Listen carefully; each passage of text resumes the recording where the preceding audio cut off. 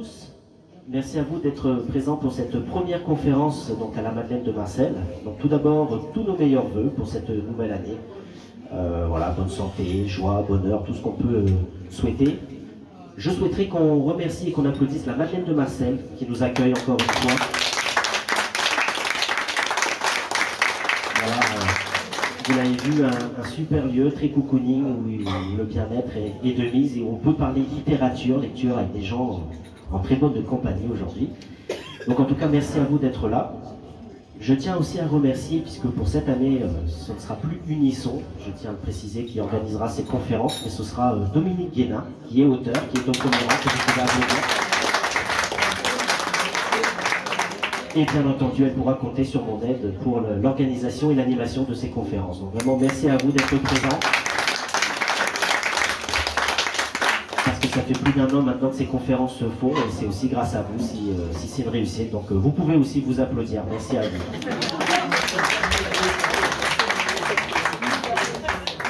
Donc le thème de cette première conférence, Dominique, c'est rédactive, les nouveautés alléchantes. Donc en tout cas, accompagnée de Maëlys Père, directrice de publication de cette belle maison d'édition d'RDC.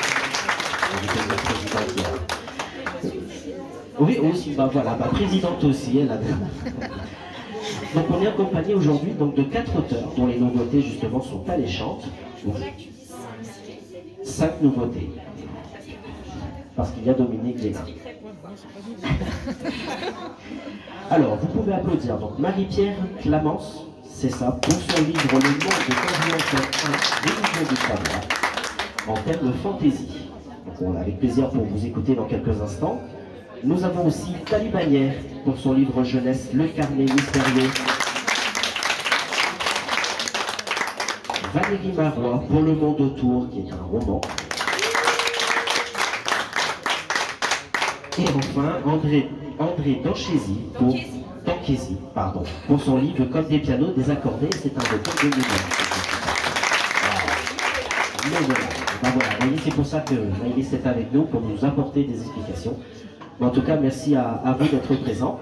Et je vais donc vous laisser la parole pour vous présenter. Donc, rebonjour, moi c'est Tali Bagnères, je suis l'auteur de... Il faut parler plus fort. Je suis l'auteur d'une trilogie un peu psychologie à suspense, et ma dernière nouveauté, c'est un livre jeunesse, Le carnet mystérieux, pour un public de 8 à 11 ans. Donc, il y a l'illustration. C'est un livre en fait qui paraît gros pour la jeunesse, mais qui non, on ne parle pas du livre, on parle de l'image. Ouais. Voilà, donc je suis une auteure enchantée d'être éditée par Rédactive, et j'aime autant écrire pour la jeunesse que pour les plus grands. Donc rebonjour, Marie-Pierre Clamence. Moi c'est une nouveauté, c'est la première fois que je prends la parole dans ce genre de manifestation. Donc moi c'est mon premier roman. J'étais pas dans la littérature, c'est venu comme ça. Je ne peux pas l'expliquer plus. J'ai eu l'idée de faire ce livre qui s'appelle Le monde d'Orion, mais le thème principal c'est l'illusion du savoir, remettre en cause nos croyances. Voilà.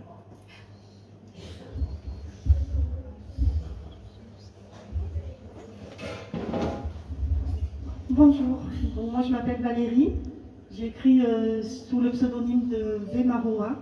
Maroa qui est un condensé du prénom de mes 3 enfants, Marilou, Roman et Noah, avec l'idée que ce sera tout au moins mon testament, en tout cas leur héritage. Je suis l'auteur de 6 livres, 6 récits, 3 novellas, donc des romans très courts qui mettent en scène juste un personnage, qui sont des romans introspectifs, et 3 romans qui sont aux éditions Rédactives, qui sont des romans qualifiés d'atypiques, comme moi, même si c'est pas très visible. Voilà, que dire, je fais partie d'un réseau international d'auteurs francophones.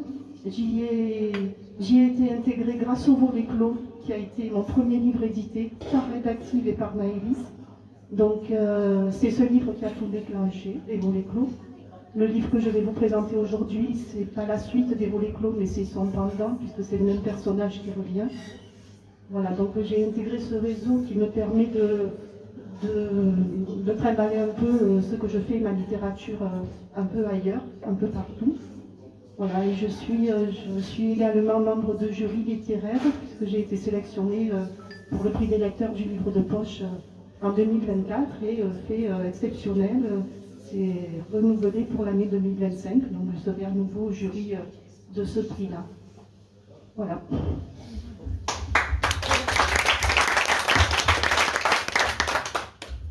Rassurez-vous, ce sera plus court me concernant. Si. Voilà, moi j'ai écrit comme des pianos désaccordés, donc je le lis parce que j'ai tendance à oublier le titre. C'est une novella.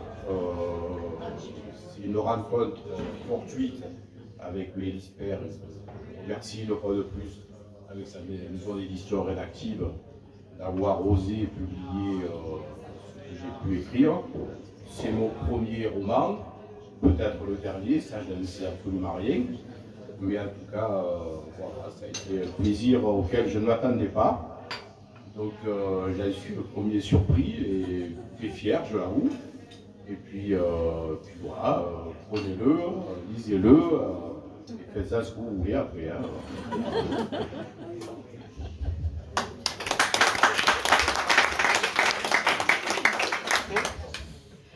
Bonjour à tous. Alors je commence évidemment par vous souhaiter à tous une très bonne année. Je crois qu'on a tous besoin de plein de bonnes choses. Je poursuivrai en exprimant ma fierté d'être ici aujourd'hui et de pouvoir parler de ce qui me tient le plus à cœur dans la vie, à l'exception de ma famille directe, parce que Rédactive est ma deuxième famille.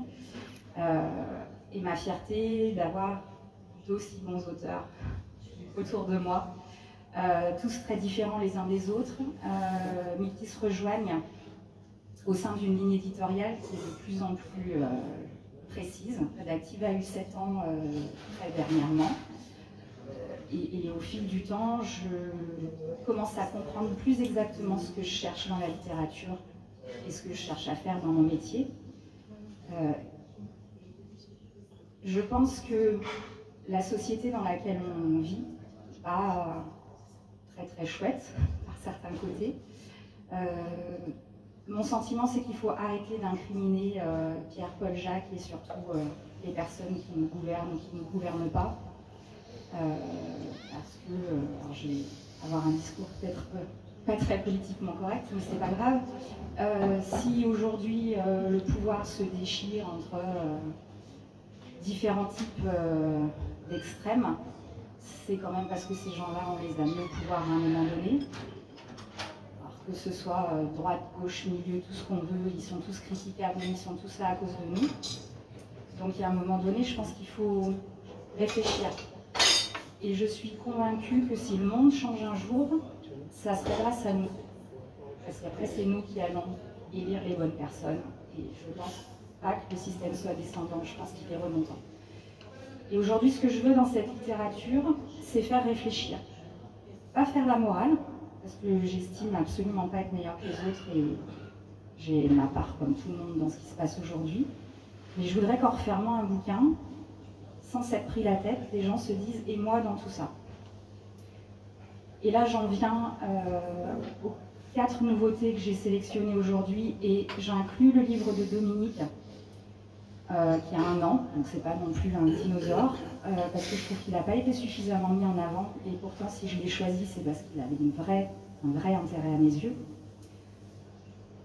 Je vais mettre le livre de Dominique et le livre de Marie-Pierre en parallèle. Dominique, c'est la manière dont on s'achète une bonne conscience. Alors, c'est pas politiquement correct, c'est peut-être pour ça que ce livre est particulièrement difficile à vendre, parce que je pense que ça nous met vraiment face à nos responsabilités. Donc ouais, on s'achète une bonne conscience, on essaye de mettre en œuvre la transition énergétique, d'être un peu plus propre, de faire bien sur la carte mondiale, mais on ne sait pas à quel prix. On ne sait pas ce qui se passe à l'autre bout du monde. Et c'est ça qu'elle nous montre, Dominique. Et oui, ça ne fait pas plaisir à entendre, mais je pense qu'il faut en avoir conscience. Et elle a l'habilité de le faire dans un récit, avec une intrigue. Donc on peut très bien ne pas y réfléchir et juste passer un bon moment de lecture. Mais si on va chercher un petit peu plus loin, on s'interroge sur ce qu'on fait. Et Marie-Pierre, elle vous montre où en arrive l'orgueil des hommes. Orion, c'est un père qui a 2 fils qui se déchirent, un particulièrement orgueilleux, particulièrement noir, et pour les punir, il décide de mettre l'un à la tête du monde tel qu'il pourrait être, et il en fait une copie, qui est le monde tel qu'il est, et ça c'est le nôtre. Et il est gouverné par ce noir, mais ce noir c'est pas ce personnage, c'est nous en réalité. Mais il y a des passerelles, sans arrêt, avec ce que ça pourrait être, c'est là où intervient le côté fantasy, donc il y a 4 jeunes qui tout d'un coup vont découvrir que ça pourrait être autrement. Et effectivement remettre en question le monde dans lequel on vit, pour comprendre ce qu'on pourrait en faire. Voilà, donc c'est ce qui rejoint ces deux romans-là, et c'est pour ça que je les ai choisis.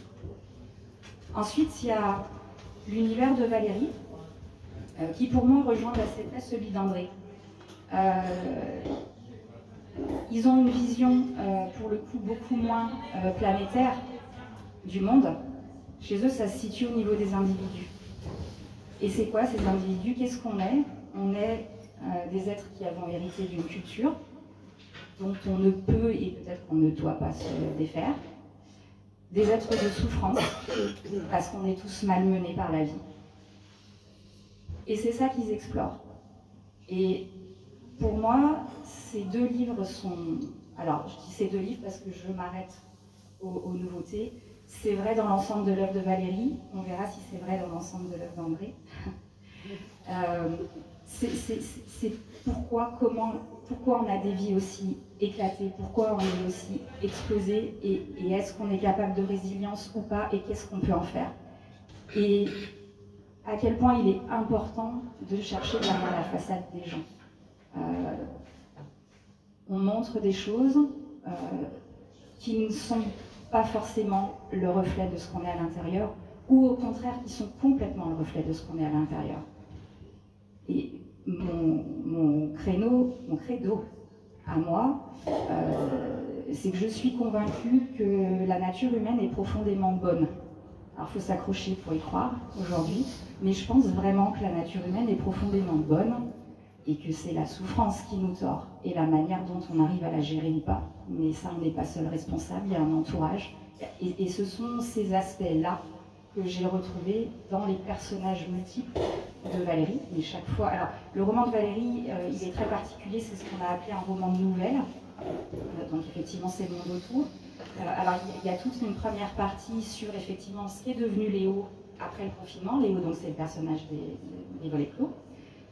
Quel monde il retrouve à la sortie de ce confinement et ses interrogations. Et ensuite, vous avez 10 nouvelles qui sont centrées à chaque fois sur un personnage, essentiellement. Et on explore la psychologie intime de ce personnage et on comprend ce qu'il y a derrière la façade. Et André, ça n'est que ça. Ça n'est que ça. Ce sont des récits qui sont extrêmement intimes, qui peuvent être lus de manière légère. C'est pour ça que pour moi, il s'adresse à tout un public, parce que tout le monde n'a pas forcément envie d'aller chercher de la réflexion dans la littérature. Mais si on creuse un petit peu, je pense qu'on n'en ressort pas indemne. Et pour ce qui est de Thalie, alors, Thalie, c'est un autre combat. Le combat de rédactif depuis ses origines, c'est d'amener les gens à la lecture, parce que c'est quelque chose qui a eu une place énorme dans ma vie, qui continue évidemment à avoir une place énorme dans ma vie, parce que je pense que par la lecture, on peut s'évader, on peut rêver, on peut faire tout un tas de choses positives, et je pense que pour accéder à la lecture en tant qu'adulte, il est nécessaire d'y avoir été confronté le plus tôt possible dans sa jeunesse. C'est pour ça que je soutiens donc évidemment le carnet mystérieux de Thalie, qu'elle a écrit vraiment en pensant à son lectorat. C'est-à-dire que par exemple, elle a pris un soin très particulier au vocabulaire choisi, de manière à ce que ce soit pas un vocabulaire pauvre, parce qu'il faut arrêter de penser que nos enfants et nos jeunes sont débiles, c'est absolument pas vrai. Elle a à cœur, et puis avec des définitions donc, de ces termes, de les élever, de les ouvrir, et elle met à ce service une intrigue un petit peu policière, à la manière du Club des 5, qui est, d'après moi, une manière très pédagogique. Je trouve que le roman policier et le thriller sont des ouvrages très pédagogiques, à travers lesquels on peut apprendre plein de choses sans s'en rendre compte, parce qu'on peut se laisser happer par l'intrigue. Et ça, c'est le projet de Thalie. Et c'est de cette manière-là qui rentre dans le projet rédactif, qui est « Le livre peut nous sauver, il faut lire ». Merci beaucoup de cette introduction. Non, n'hésitez pas si vous avez des questions à Dominique. Je voudrais savoir pourquoi vous avez choisi le genre dans lequel vous écrivez, enfin, pour ce livre-là, les livres que vous présentez. Alors moi, Maïs m'a mis dans le thème fantastique. Moi, je pense que c'est un thème global, mais dans mon roman, qui va être une saga, puisqu'il y en aura 5, là c'est le premier, c'est vraiment... j'ai perdu mon fil. Le genre. Voilà, pourquoi fantastique. Ce sont des choses que j'ai découvertes, que j'exprime dans ce livre, et pour beaucoup, ça peut être de la science-fiction, alors qu'en réalité, ça ne l'est pas du tout. Mais il fallait bien le classer, hein, il fallait bien le classer, et voilà pourquoi ça s'est allé dans ce thème-là. Alors, de mon côté, pourquoi dans ce jeunesse, je suis partie sur Club des 5, je me suis laissée porter. Je suis une auteure qui ne fait pas forcément de plan quand j'écris. C'est vraiment l'histoire se définit au début. Et je ne savais pas si je partirais sur une amitié, sur du suspense comme Club des 5, sur le sujet de harcèlement, psychologie. Je n'en avais vraiment aucune idée. Et j'ai énormément lu le Club des 5 et j'ai adoré ça toute ma jeunesse. Et en fait, c'est plus naturellement que c'est parti comme ça. Donc je me suis laissée porter. Et c'est vrai que j'ai vraiment à cœur de donner envie à la jeunesse de le lire. Et tout est étudié dans ce livre dans ce sens-là. Et avec le suspense, ça fait une petite intrigue, une action. Pendant quelques minutes. Alors, moi, c'est une question piège pour ce livre-là, parce que j'ai pas choisi un genre, j'en ai mis deux qui ne vont pas du tout ensemble. Donc c'est un roman de nouvelles, donc a priori deux genres complètement contradictoires. Je les ai réunis. Je sais pas pourquoi, enfin si je sais pourquoi en fait, parce que j'aime pas les nouvelles, j'aime pas lire des nouvelles, je trouve ça très frustrant. J'aime beaucoup les novellas parce que c'est un format que je trouve très pertinent par rapport au mode de lecture d'aujourd'hui. Moi j'ai 3 enfants, ils lisent peu, ma fille un peu plus, mais par contre ils lisent vite et ils lisent court. Donc les novellas sont des choses que les jeunes que je connais en tout cas sont aptes à aller chercher. Par contre, un roman, c'est très compliqué pour eux, ça leur rappelle l'école et ça leur plaît pas forcément. Pourtant, ils ont lu aussi des choses très courtes, ils ont aussi fait semblant de lire. Enfin, bref, la novella, c'est quelque chose qui me plaît. Et le roman de nouvelles, c'était un compromis. C'est-à-dire que le roman, ça permettait de faire revenir ce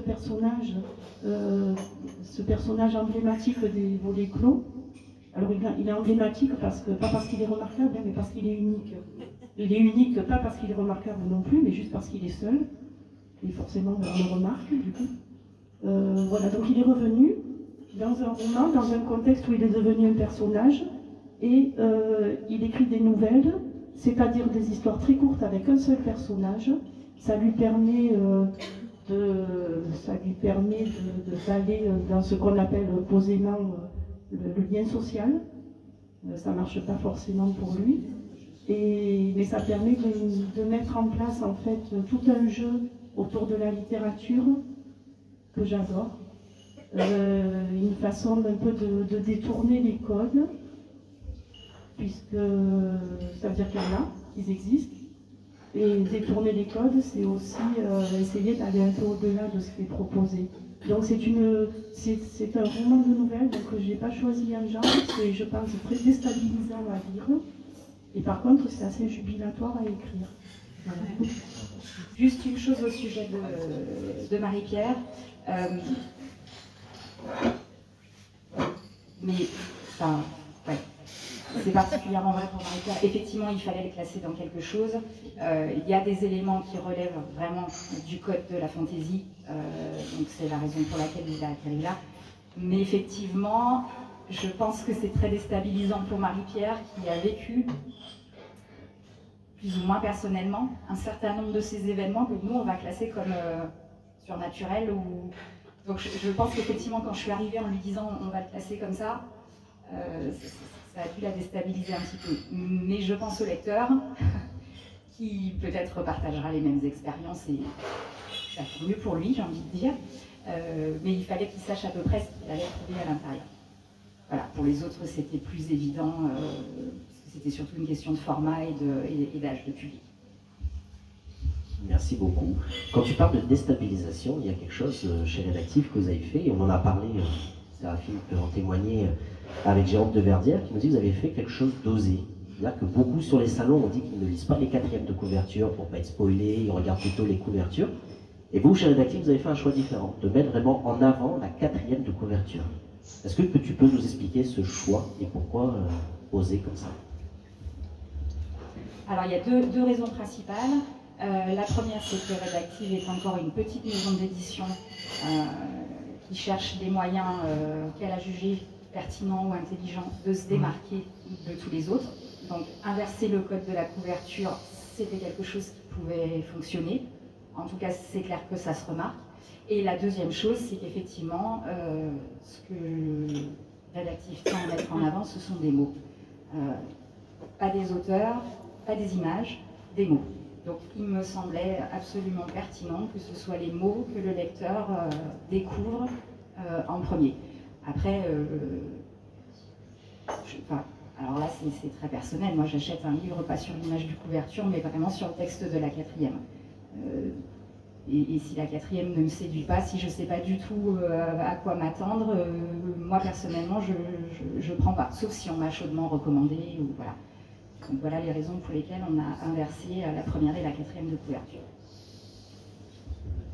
Moi j'aimerais bien voir l'avis des auteurs justement sur ce sujet. Aïe aïe aïe. Alors quand Maëlys m'a dit, ben voilà, pour ton roman, il y a quelque chose que je t'imposerai, c'est la charte graphique. Et qu'elle me l'a expliqué, j'ai dit, ah mais moi c'est un esprit subversif que j'adore et qui me correspond complètement. Et je trouvais que c'était en complète cohérence avec ce que j'étais en train d'écrire. Donc voilà. De mon côté, en général, je fais totalement confiance en Maëlys, dans ses choix, qu'ils soient osés ou pas. Maëlys dit, je suis aveuglement. Mais j'aime beaucoup ce principe et honnêtement, alors au début quand on en avait une ou deux, ça faisait un peu vide sur les salons. C'est original, c'est singulier, c'est bien. Longue vie à Rédactive et tant mieux, et j'espère qu'il y aura peut-être d'autres nouveautés qui viendront derrière, parce que si on veut que le livre continue à exister, il faut aussi oser, parce que c'est quand même un choix qui n'est pas évident. Oser changer pour justement que les lecteurs trouvent autre chose à leur disposition et quand on se promène dans les rayons et qu'on n'a pas de livre préconçu à acheter, c'est vrai que voir la 4e de couverture en 1re de couverture, ça ne peut qu'attirer l'œil. En tout cas, je le pense. Après, contrairement à Maëlys, moi je suis attaché également à la 4e de couverture, à la photo ou à l'image, etc. Il m'est arrivé ce qui est complètement stupide, de ne pas prendre de livre parce que la photo ou l'image ne me plaisait pas. C'est très enfantin comme jugement, mais étant un grand enfant de 60 ans, je tombe dans le piège. Mais bon, au préalable, je regarde pas Béliot, les critiques, je ne vais quand même pas m'arrêter à ça. Mais voilà, je tiens à féliciter Maëlys, si c'est ton idée, d'avoir mis la 4e de couverture en 1re de couverture. Enfin de la nouveauté. Voilà, il faut dépoussiérer un peu le livre quand même. Non, je vais passer à Val. Juste, je veux préciser une chose. Quand j'ai voulu changer ma charte graphique, je l'ai proposé en concours à des élèves de DAC qui m'ont fait 8 propositions. dans lesquels il y avait celle-ci. Donc sur les 8, on a retenu celle-ci, mais c'est pas moi qui l'ai imaginé. En revanche, effectivement, quand ils m'ont présenté celle-ci, tout de suite, ça m'a parlé. Donc voilà, pour rendre à ces 4 élèves dont le nom figure systématiquement sur le bord de l'image au dos, je tenais à le préciser.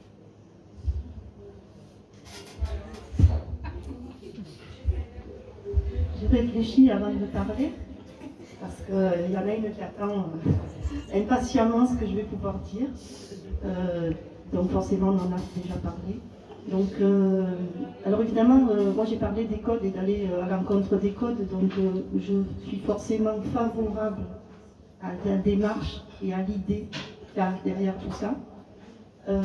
Après, c'est pas un mystère, j'ai des réserves par rapport à ça, et ça n'a rien de personnel, parce que j'essaie de... Enfin, j'ai pas d'avis en fait. Je suis admirative de la démarche que je trouve courageuse. Je trouve que mettre les mots en avant, c'est essentiel. Je trouve qu'effectivement, choisir un livre sur une couverture, c'est réducteur. Mais mes réserves, c'est le constat que j'en fais. Et le constat que j'en fais en général, c'est que au-delà de... Alors il y a des gens qui sont surpris, et surpris de manière positive et bienveillante. Mais moi, le peu de salons que je fais, le peu de contacts que j'ai, c'est surtout des difficultés des personnes à justement lire le texte en priorité, parce que d'abord on voit et après on lit. Donc c'est ce constat-là qui m'amène des réserves. Après, je reviens de Belgique, j'ai fait un gros salon là-bas, donc mes livres sont noyés au milieu de 450 auteurs. C'est dire à quel point ils sont peu visibles. Et dans ces livres-là, dans mes livres, il y a un titre de rédactive qui est « Je ». Ce livre-là, dans le réseau des auteurs francophones, il était en auto-édition, donc j'ai pas la main là-dessus, mais eux, ils ont la version auto-éditée. Et moi, je l'ai pris en rédactive. Et il y a 2 personnes qui ont choisi les rédactives, 2 dames belges. Donc c'était un bonheur exceptionnel. Voilà. J'étais très heureuse qu'ils aient fait ce choix-là, et elles ont fait ce choix-là parce que la couverture était à l'envers. Donc voilà, mes réserves, elles sont très subjectives et elles sont pas forcément très pertinentes. T'en es bien sorti.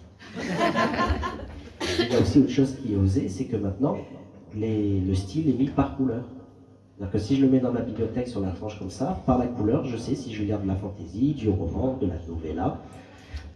Est-ce que tu peux nous parler de ce choix aussi des couleurs? Alors, on a choisi, entre guillemets, tout bêtement sur les... Je ne sais même pas comment on appelle ça, sur les grilles de couleurs, les couleurs complémentaires ou qui fonctionnent ensemble.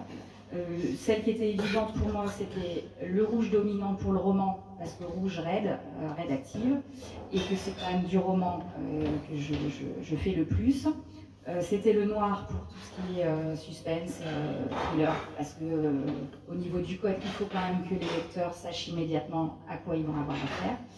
Et ensuite, pour toutes les autres collections, soit l'avis du premier auteur de la collection a été sollicité et on a fait un peu comme il avait envie, soit c'était moi qui ai choisi dans les binômes de couleurs qui restaient. Donc elles n'ont pas de signification particulière, sauf vraiment pour la catégorie suspense polar et pour la catégorie roman, où le rouge devait être dominant. Est-ce qu'il y a des questions? Non, c'est pas une question, je voudrais juste mettre en parallèle la démarche de Brassens. Donc il voulait mettre en avant le texte, c'est pour ça qu'il n'a pas fait des musiques très... et tout le monde croyait que ces musiques étaient très faciles, alors que c'est très très dur à jouer. La comparaison. Voilà. Parce que Brassens, c'est comment? Non, juste dire effectivement que cette comparaison me va très très bien, parce que j'aime beaucoup Brassens, forcément, on aime les textes qui sont pas les fins sensibles, et que, alors je ne savais pas ça, mais effectivement ça me semble évident maintenant que vous le dites, et je sais qu'effectivement c'est pas si facile à jouer que ça, pour le coup, et là, pour faire le parallèle, ce choix n'a pas été si facile que ça à imposer. Il ne l'est pas de manière définitive d'ailleurs, parce que ça continue à être une lutte parfois. Mais il faut croire en ses idées.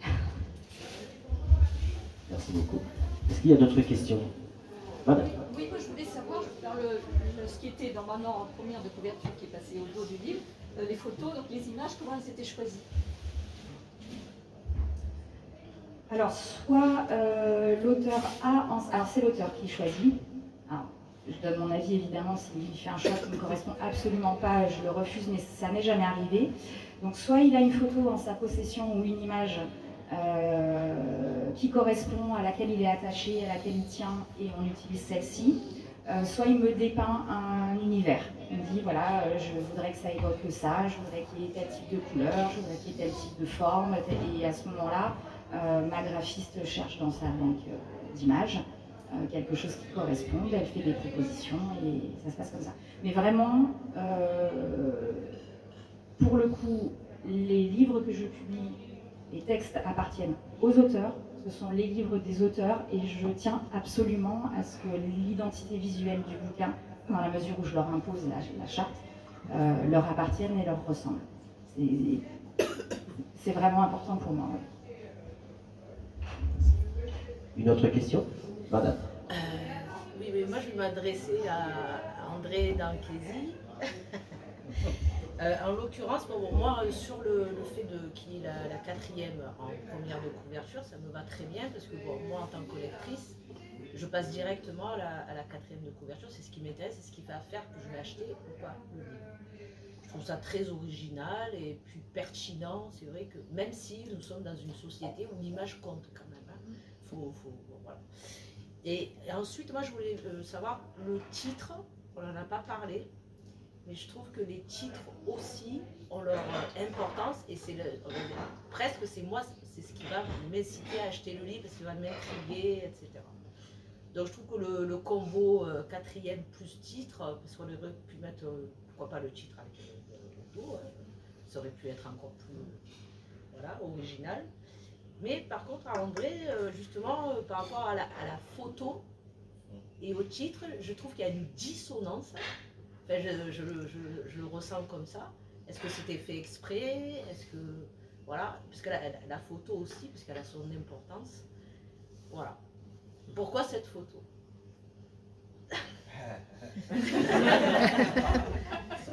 Voilà une question qu'elle est bonne, hein, comme dirait l'autre.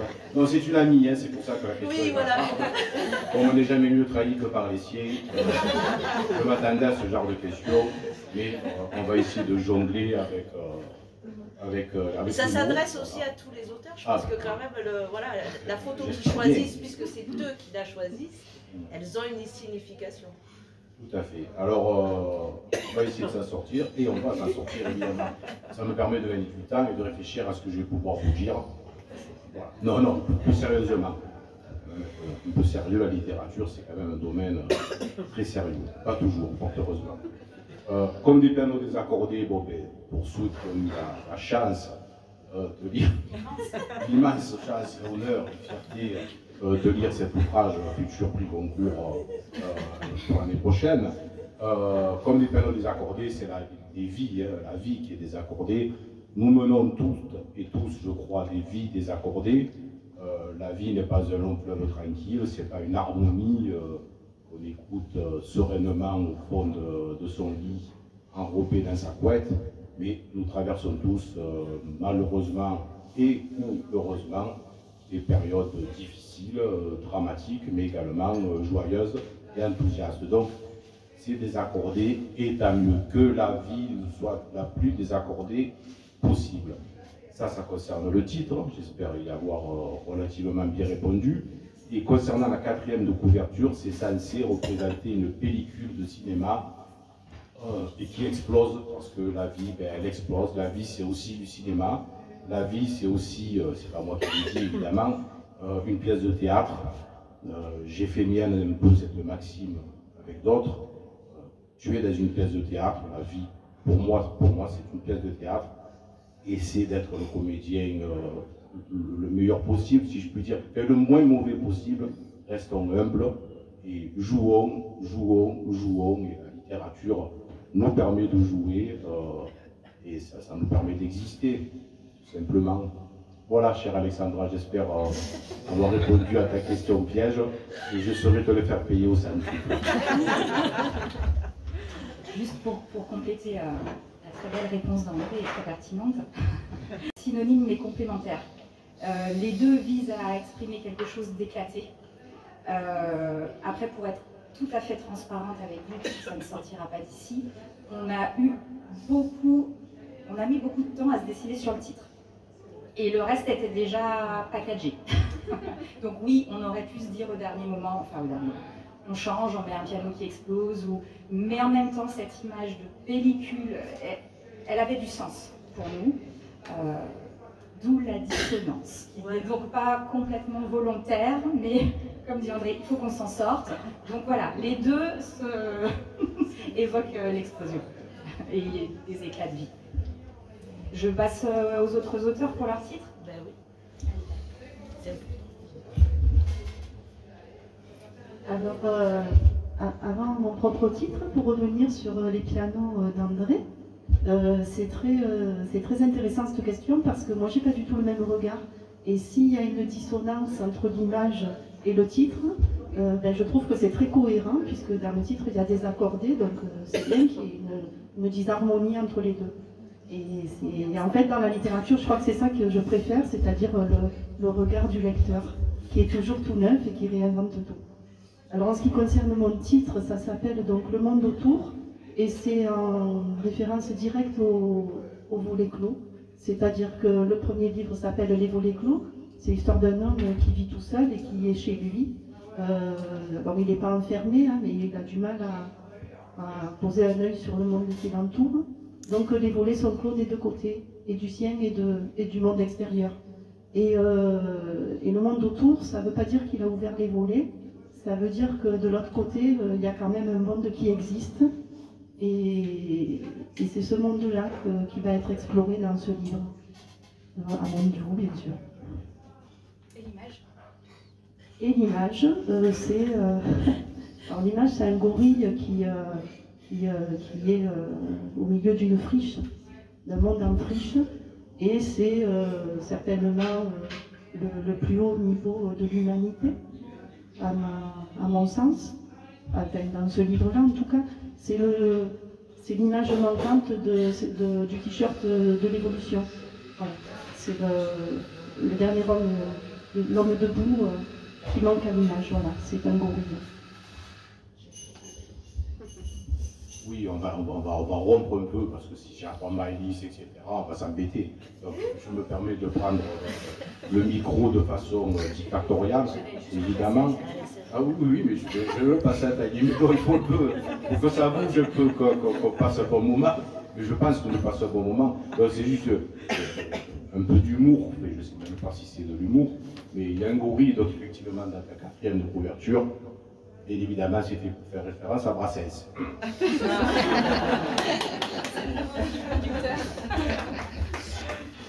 Alors du coup, j'ai pas de Brassens dans mon roman. Alors pour ma part, au niveau du titre, c'était parti sur le carnet mystérieux. Mais c'est une histoire qui peut en anecdote. Donc l'histoire se termine, mais certainement que les enfants vont vivre d'autres aventures parce que ça leur a beaucoup plu. Mais j'ai décidé de me laisser le choix de continuer ou pas. Donc du coup, on a rajouté donc, le carnet mystérieux, le titre principal devient le sous-titre. Et finalement, ça s'appelle La Bande de Valoria, parce que mes petits jeunes habitent à Valoria, un village en Normandie qui n'existe certainement pas. Et voilà, donc tout est parti de là. Et l'image, en fait, elle a été... j'ai fait des petites propositions à un illustrateur de Toulon qui a fait un très beau travail, vraiment, je le remercie. Je suis fan de ses dessins. Et surtout de la pertinence avec parce que je demandais des choses assez vagues avec des envies précises. Et il a très bien compris tout ce que je voulais. Donc, du coup, quand je lui ai dit je veux des petits jeunes en vélo, parce qu'ils se déplacent beaucoup en vélo, je veux montrer la liberté qu'on peut avoir, qu'on avait avant, que les enfants ils comprennent que quand on va dans la nature, quand on décroche un peu des écrans, on peut vivre de belles histoires. Donc, les vélos étaient très symboliques pour moi. Et surtout, je voulais un petit chien et un petit cochon très mignon. C'était vraiment mes critères à chaque fois. Je disais, le petit cochon, il doit être trop craquant, il est devrait au biberon, voilà mon petit pop. Donc c'est vraiment l'illustrateur à partir des demandes qu'on a faites qui a décidé. Et très vite, avec Maïs, on a été... C'est son nom au cas où... Nance. Alors c'est cette illustration et le prénom c'est Nance. Nance Farnès. Pardon, Nance Farnès. Je retiens les prénoms mais pas les noms de famille. Voilà. Donc cette illustration qui à la base fait des BD, qui s'en est très bien sorti avec notre ouvrage. Voilà, et voilà pour l'histoire. Alors, au niveau du monde d'Orion, ça a été le premier titre que j'ai trouvé, parce que j'étais partie sur le roman un peu là, avec des mondes parallèles, et je trouvais que ça reflétait pas assez ce que je voulais transmettre dans ce livre, et j'ai cherché pendant un moment, et je me suis dit, non, en fait, c'est vraiment l'illusion du savoir. Qu'est-ce que l'on sait? Est-ce que nos croyances sont des vraies croyances? Est-ce qu'on ne nous embrume pas la tête régulièrement avec ce monde de fake news? Donc, bon, on a décidé de mettre les deux, en fait. Ensuite, sur la photo, il y a quelques éléments prégnants du roman qu'on a mis en avant. Les deux mondes, un noir plus clair, on va dire. Et comme il y a à un moment donné une histoire avec un anneau, on s'est dit, ben voilà, ça va être un anneau, et on n'arrivait pas à se décider vraiment avec la graphiste et tout, et j'ai fait appel à l'IA pour me donner un coup de main là-dessus. Et après, parce que le problème de l'IA, c'est qu'on lui demande quelque chose, on lui dit, ah mais je voudrais juste changer la couleur ou ça, et il change toute la photo. Donc il n'y a plus rien à voir avec ce qu'on sent. Donc au bout d'un moment, on a réussi à trouver une qui correspondait. Voilà. Elle est très belle. Ça me fend le cœur de dire que c'est l'IA, mais l'image est très belle. Merci beaucoup. Dominique. Je voulais demander à Marie-Pierre, est-ce que tu peux dire quel est le truc particulier de ton livre qui fait qu'il y a vraiment quelque chose de particulier? Ah oui, merci Dominique. Alors c'est vrai que, bon, j'ai eu l'idée du livre, j'ai déroulé l'histoire, mais mon ancien métier, je faisais des jeux de pistes pour les adultes, beaucoup dans les entreprises, aussi pour les enterrements de jeunes filles. Et ça faisait plus de 20 ans que je faisais ça. Et pour moi, c'était une évidence de mettre dans le livre quelque chose de plus. Parce que moi, j'ai jamais trouvé dans un livre ça. Et je reste, comme André, une grande enfant de 60 ans. Et j'aurais aimé trouver ça. Et donc, dans chaque roman, pour l'instant, le premier, j'ai caché une énigme. Il y en aura une dans les 5 volumes. Et à la fin des 5 volumes, si les gens ont déjà trouvé où est l'énigme, Maïs l'a lu 2 fois, elle l'a toujours pas trouvé. Je l'ai lu sans la chercher. Et donc, chaque fois, c'est une énigme, on les rajoute, et à la fin, ça permet d'aller déterrer un vrai trésor que j'ai caché dans la nature. Donc, vraiment, pour les passionnés d'énigmes, si vous ne voulez pas rentrer dans cette énigme, vous lisez le roman. Mais vraiment pour les passionnés, il y a ça en plus, parce que moi j'aurais adoré trouver un passage secret. Ça m'est arrivé une fois d'aller dans une maison d'un alchimiste à Prague, et il y avait une armoire un peu comme ça, avec plein de livres, des objets. Oui, pendant que le guide nous expliquait, j'étais derrière et je tripotais tout. J'ai dit, c'est pas possible, il doit y avoir un passage secret. Mon mari me disait, mais qu'est-ce que tu fabriques? J'ai dit, de toute façon, je comprends rien, parle en anglais, alors Et bon, j'ai rien trouvé. Et quand elle a fini son speech, elle est allée à la bibliothèque. Il y avait une petite chouette, elle l'a tournée, la bibliothèque. Voilà, je suis tombée comme ça, Et je me suis dit, mais ouais, t'es adulte et t'adores ça, ben ça se peut, il y a d'autres adultes qui adorent ça aussi. Donc voilà, c'est le plus du livre.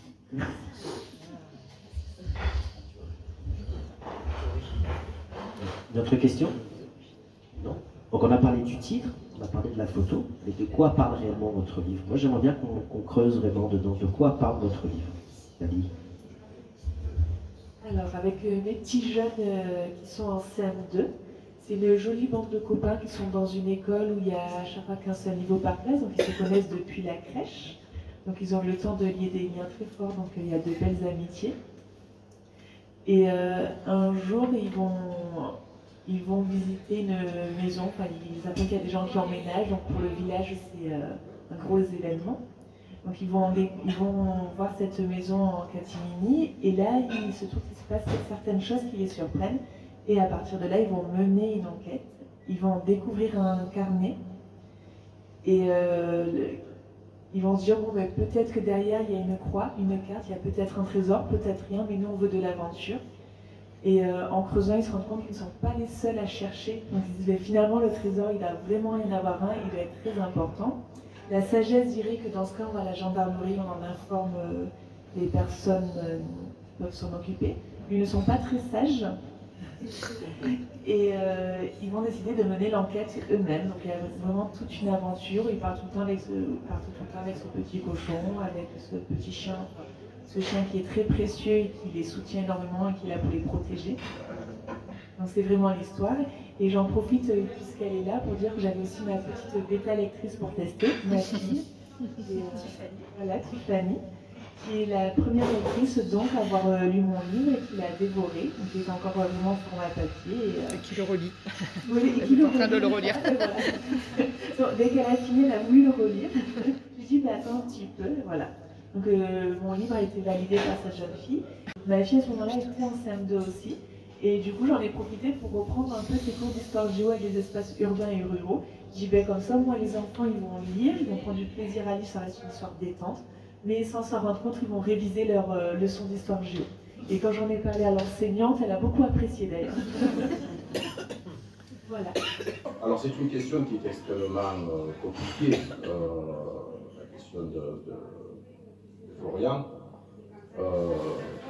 Alors, bon, pour commencer tout bêtement, c'est l'histoire de... le narrateur, c'est un dramaturge réputé qui vient assister à la première d'une de ses pièces dans un grand théâtre parisien.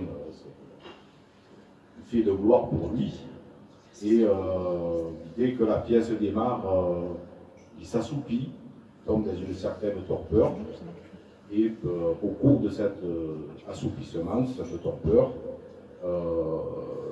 voilà, il lui revient en mémoire des rencontres qu'il a pu effectuer, des tranches de vie, de sa vie personnelle. Voilà. Et, mais surtout, à travers ce livre, j'ai essayé, mais peut-être que ça ne transpirera pas, de parler du déterminisme social, parce que c'est vrai que c'est un thème qui me tient particulièrement à cœur. Chacun a ses marottes. La mienne, c'est le déterminisme social, la sociologie. Et je crois que ce livre l'aborde, le déterminisme social, parce que l'auteur vient d'un milieu très populaire et il termine en étant dramaturge. Et j'ai essayé d'aborder un deuxième concept, presque une théorie, la théorie de l'absurde chère à Albert Camus, que vous connaissez tous, sur l'absurdité de la vie. Et je pense que le questionnement apparaît dans ce livre. Voilà, j'ai essayé de mettre un peu d'humour, un peu de... Voilà, quelque chose de vivant qui interroge. Il n'y a pas de solution. Tu parlais de morale tout à l'heure, Maëlys. C'est surtout pas être moraliste. Il y en a suffisamment dans notre monde de moralistes, de pseudo-moralistes. Mais voilà, il faut le lire, prendre ce qu'on a envie de prendre. Et surtout, ça rencontre une vie écorchée. Une vie, je le disais tout à l'heure, qui ressemble à la nôtre. Hein. On traverse tous des périodes plus ou moins difficiles. Est-ce qu'on en retire un bénéfice ou pas? Quelquefois, la question est un peu superflue. Il faut les traverser, vivant si possible, évidemment. Et surtout, je pense qu'on va arriver à la fin, je commence à avoir faim.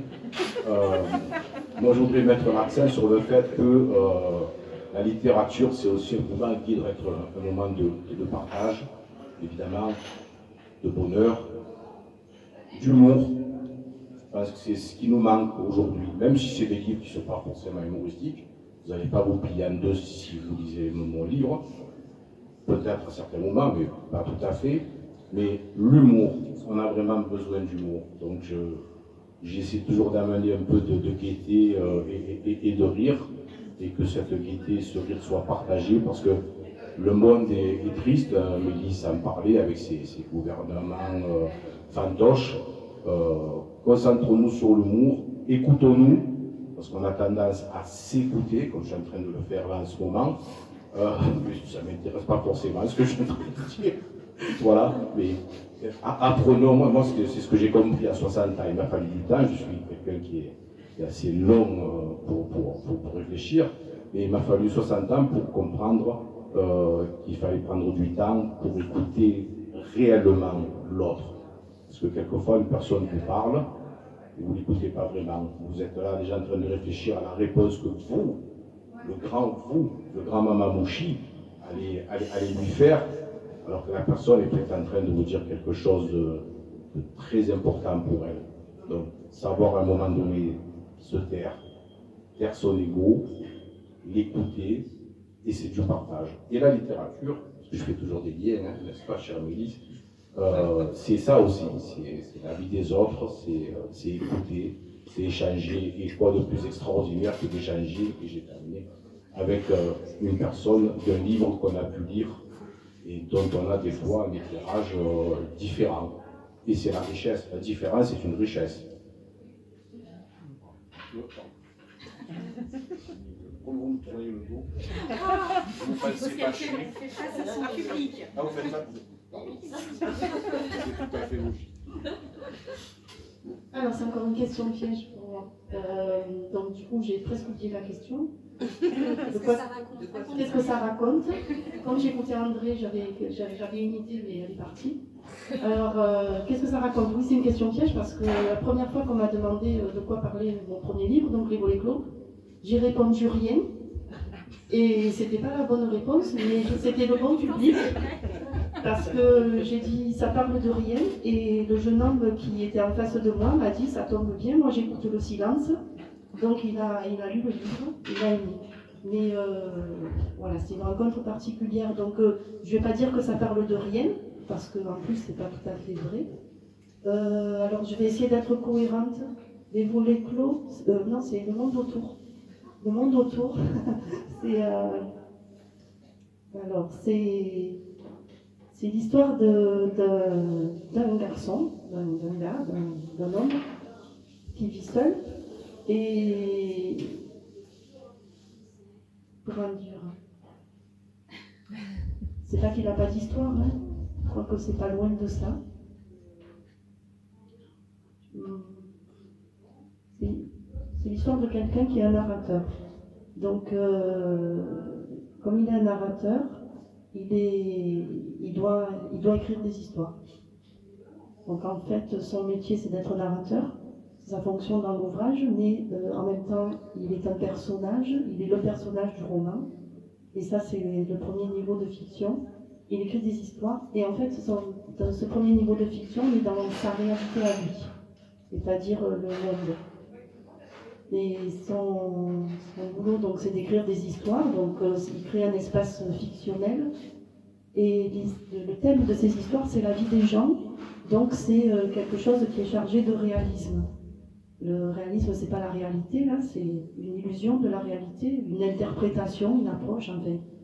Quelque chose qui s'en approche ou qui s'en éloigne, mais en tout cas, c'est un miroir, mais ça n'est pas la réalité. Et tout ça, ça se passe dans une fiction. Alors, ça a l'air peut-être très compliqué parce que moi, je suis assez confuse, mais en fait, c'est très simple, c'est souvent très drôle.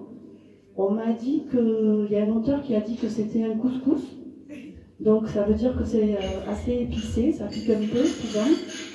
Voilà, mais c'est souvent drôle, tragiquement drôle, parce que c'est jamais très loin, le comique de la tragédie. Ça se lit facilement. Alors les petites histoires qu'il raconte sont des histoires de vie, de moments de vie. Ça commence par une nouvelle qui s'appelle « Toutes les histoires commencent par une petite fin ». une petite fin FIN, mais c'est en fait une mise en bouche ou un plat tout prêt pour ceux qui ont faim, de littérature parfois. Et ça finit par quelque chose d'inachevé, ça s'appelle pas le temps. Et donc ça finit pas en fait. Voilà. Et entre les deux, on a des histoires de vie, on a l'homme heureux. L'homme heureux, c'est Hakuna Matata. C'est l'homme il se lève, il est content, porté sûrement par un bonheur, etc.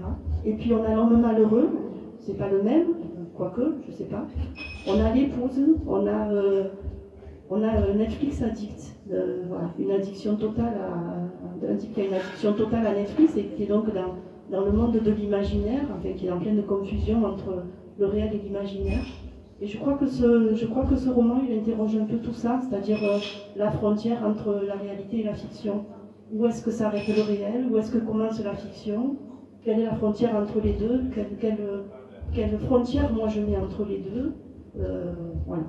Sachant que la seule réalité tangible, c'est moi, c'est l'auteur qui suis en dehors du livre, et c'est vous, les lecteurs, qui êtes aussi en dehors du livre. Il n'y a que nous qui existons de manière réelle, et tout le reste, dès le moment où c'est écrit, on est déjà dans la fiction. Voilà. C'est mon univers, je pense, qui tient dans un seul mot, c'est pourtant.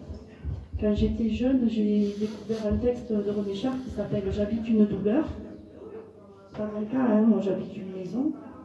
Mais ce texte m'a frappée parce qu'il est en deux parties. Et au milieu, c'est un texte très court qui est extrait du recueil Fureur et Mystère. Et au milieu de ce texte, il y a un mot qui tient sur une ligne et c'est pourtant. Et dans la première partie, c'est un peu l'œil est précoce à se plisser, la douleur ne connaît pas de mots, pourtant. Tu crois voir la beauté au-dessus des lavandes noires. Et cette espèce de mot pivot qui fait qu'à un moment donné, le regard se transforme, qui déstabilise, qui est prêt, qui ouvre sur tous les possibles et qui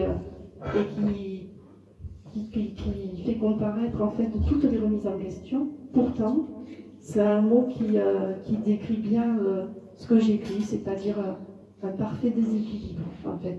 Voilà, ça déséquilibre les choses, ça remet en question les choses, et en même temps ça ouvre des tas de possibles, à mon sens.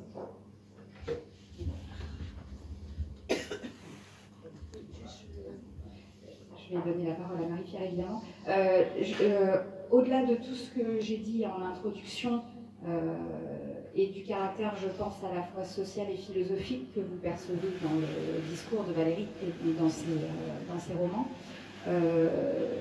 ce qui retient mon attention dans ces textes, c'est la mise en abîme de l'écriture. Valérie, pour moi, c'est vraiment une littéraire avec un grand L. Elle fait de la littérature et elle parle de la littérature. Il y a de la littérature et de la littérature qui se regardent, pas au sens nombriliste du terme. Et ça, j'ai la prétention d'avoir un petit bagage littéraire aussi. C'est quelque chose qui est très important à mes yeux, c'est-à-dire cette manière de raconter et d'essayer de comprendre ce qu'il y a derrière et le mécanisme et qu'est-ce que ça veut dire tout ça. Donc il y a vraiment au moins deux niveaux de lecture dans les textes de Valérie qui leur donnent une richesse encore supplémentaire à mes yeux. Alors voilà, le monde de Ruyon, c'est une analyse en fait de ce que j'ai fait de mon vécu, parce que je suis historienne de formation. Et j'ai toujours eu très mal au cœur à faire apprendre des leçons d'histoire à mes enfants. Alors je leur disais, vous apprenez pour avoir des bonnes notes, et puis après je vais vous raconter ce qui est vrai. Et en fait, c'est un peu le thème du livre. Je remonte au début de l'humanité et je propose une autre solution pour le futur.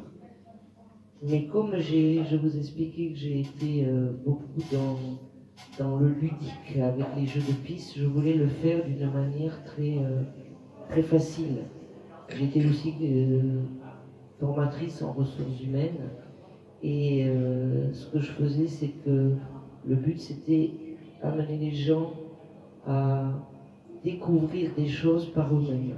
Et c'est vraiment mon fil rouge du livre, qui soit très facile d'accès pour un public très large, parce qu'il y a des choses qui sont très importantes, des analyses, donc j'ai fait beaucoup de recherches, j'ai rencontré énormément de personnes, je suis allée dans des thèmes que je ne connaissais pas, comme l'astrophysique par exemple, et j'aborde tous ces thèmes assez légèrement pour que les curieux puissent aller creuser chacun un petit peu.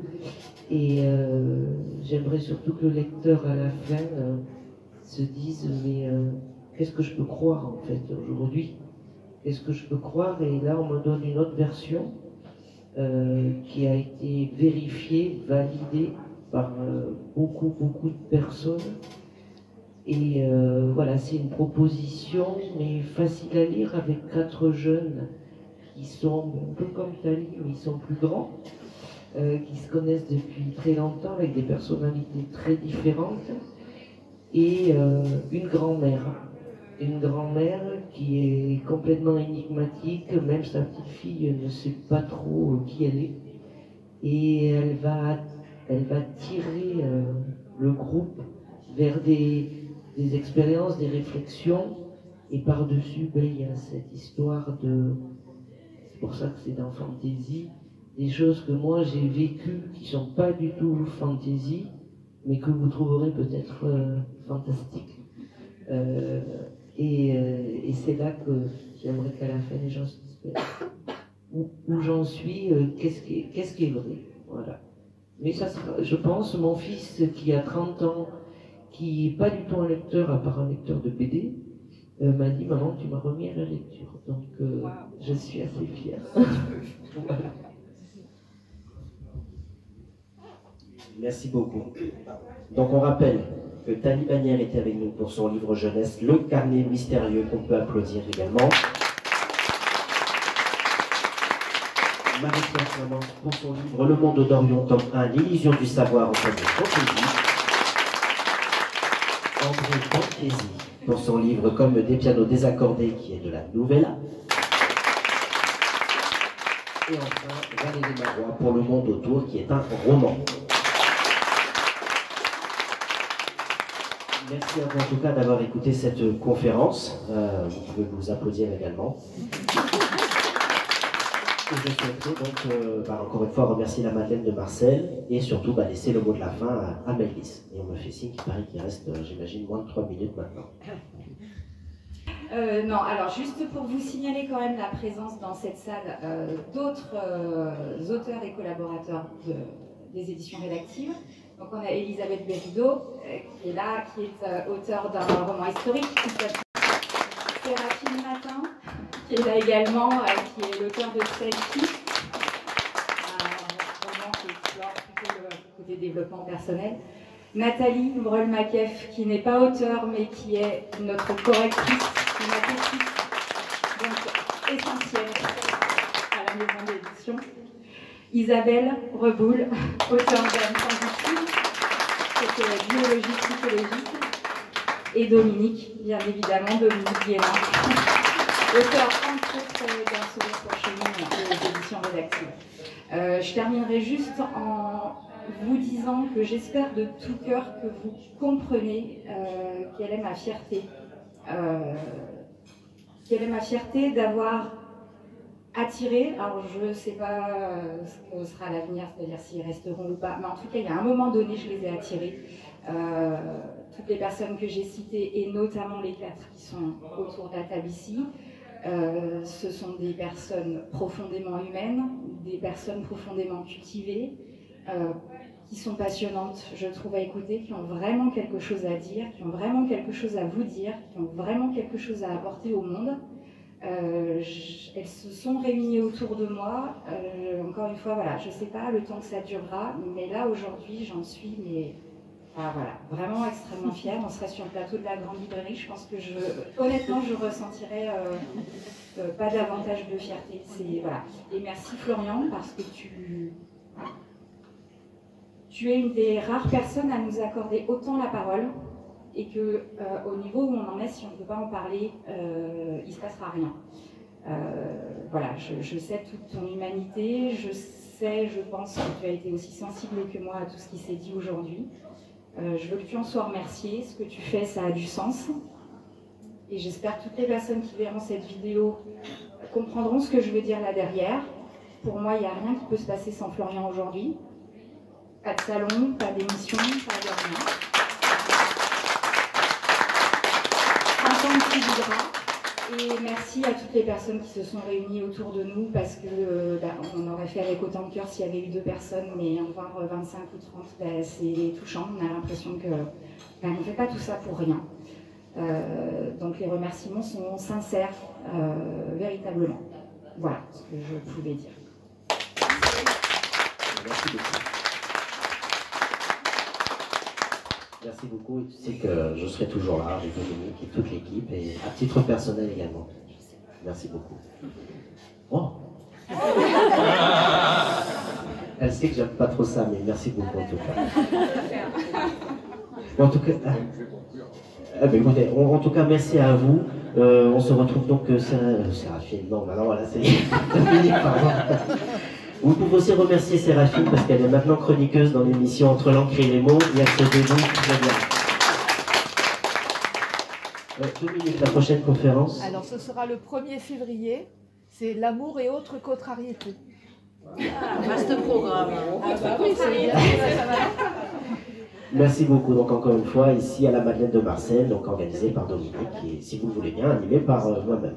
Et merci encore Romane, puisque je la vois là-bas. Vous pouvez applaudir Romane. Voilà, qui nous accueille aujourd'hui et qui nous soutiennent aussi depuis le début, donc vraiment merci beaucoup. Je laisse la parole, et après on va manger puisqu'il a faim, donc la parole à vous. C'est un insigne honneur de me donner la parole que j'ai demandé. Non, pour dire simplement, parce que voilà, c'est le fond du cœur qui parle, c'est le moment maintenant de le faire. Moi je voudrais remercier Mélisse, toute son équipe, Florian aussi, parce que vous ne pouvez pas imaginer, je crois que vous ne pouvez pas imaginer, en tout cas en ce qui me concerne, je ne peux parler que de moi, je ne parle pas des autres, le bonheur que vous pouvez donner à des gens comme moi, de leur avoir permis d'éditer un livre. Alors c'est vrai que bon, je ne tombe pas dans le misérabilisme, mais vous l'avez compris, je viens de milieu populaire. Et écrire un livre fait partie du domaine de l'impossible, comme être avocat, médecin, etc. Et avoir pu le faire, nous avoir donné l'occasion de le faire, en ce qui me concerne, vous avez réalisé un de mes rêves, c'est-à-dire au-delà de ma modeste personne, voire insignifiante, vous réalisez, je pense que je ne suis pas le seul, hein, vous réalisez les rêves de personnes humaines. Je crois que c'est quelque chose. Et moi, si j'étais à votre place, je serais plus que fier, au-delà de la fierté.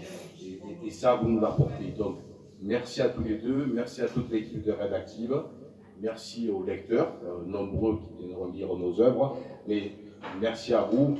Et je terminerai, parce que je ne termine réellement jamais, moi, ce qui m'enchante, je ne connaissais pas du tout le monde de l'édition, etc.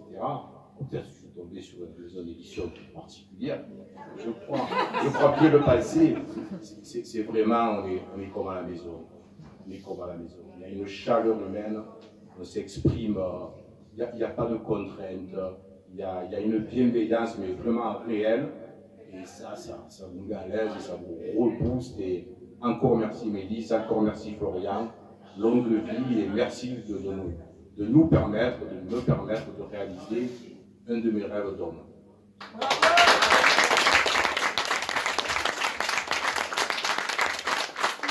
Je voulais juste rajouter, pour compléter ce qu'a dit André, enfin même pas pour compléter, pour dire qu'il a exprimé exactement ce que j'aurais dit. Donc voilà, merci à vous.